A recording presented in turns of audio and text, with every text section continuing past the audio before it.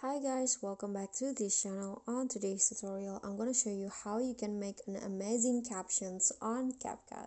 So here I've already add a video with like conversation on it, and I want to add captions. And here I'm going to just start by click on the text and click on auto captions, and in here I'm going to use the dynamic captions. I'm going to enable this, and after that I'm going to just click on start, and now it will be creating the auto captions.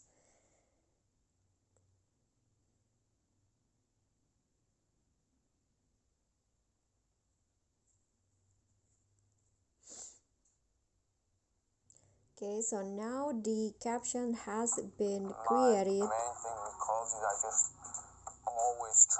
Okay, to make it more amazing, you can just go to animations, and then after that you can click on caption, and here there are so many like animations that you can choose for your caption. So for example, I want to use the spring right here, so it will go like that, and you can also make it bigger to make it more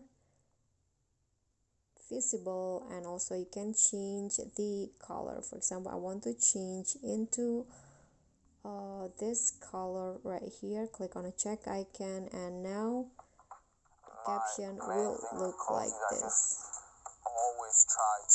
So you can just choose any animations that you like.